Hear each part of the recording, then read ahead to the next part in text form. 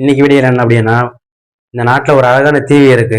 அந்த தீவுக்குள்ள போனா யாரும் வெளிய வர முடியாது அப்படின்றதா ஒரு உண்மை. அது உங்களுக்கு தெரிஞ்சா நீங்க கமெண்ட் பண்ணுங்க.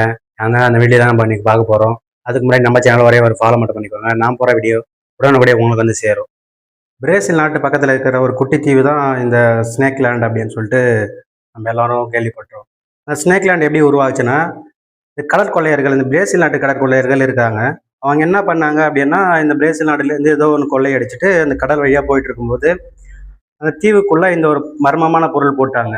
அது போட்டதுக்கப்புறம் அந்த ஒரு மர்மமான பொருள் எப்படி காப்பாற்றணும் அப்படின்றதுனால இந்த ஸ்னேக் லேண்ட் அப்படின்னு சொல்லிட்டு ஒரு சின்ன ஒரு தீவு மாதிரி இருந்தது. அதுக்குள்ள என்ன பண்ணாங்கன்னா, விஷப்பாம்பு தன்மை ஒரு கொண்ட அதிக விஷத்தன்மை கொண்ட ஒரு பாம்புகள் எல்லாம் ஒரு கொஞ்ச எடுத்துன்னு போயிட்டு அந்த தீவுக்குள்ள போட்டாங்க.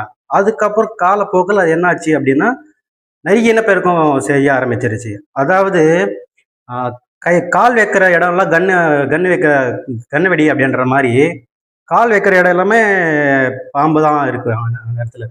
அந்த இடத்துல மிகப்பெரிய விஷம் கொண்ட பாம்புகள்லாம் இருக்கு. அதுல ஒரு மிகப்பெரிய விஷம் கொண்ட பாம்பு என்னன்னா, அந்த கோல்டன் கலர்ல ஒரு பாம்பு இருக்கும். கோல்டன் ஸ்னேக்கான்னு சொல்லிட்டு.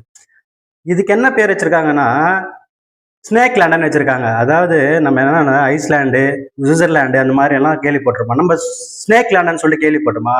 அது இதுதாங்க. பிரேசில் நாட்டு பக்கத்துல இருக்கிறது இந்த ஸ்னேக் லேண்டு தான். இப்போ நான் ரிசர்ச் பண்ணபடி அங்க ஸ்னேக் எல்லாம் கொஞ்சம் கம்மியாகவும், பறவைகள் அதிகமாகவும் வர ஸ்டார்ட் பண்ணியிருக்கு. அது இல்லாம நிறைய விஷத்தன்மை கொண்ட பாம்புகளும் இருக்கு. இந்த பாம்புகளுக்கு உணவு எப்படின்னா, அங்க இருக்கிற பறவைகள் தான் அந்த ஒரு இதுதான் அப்படி சாப்பிட்டு போயிட்டு இருக்கு.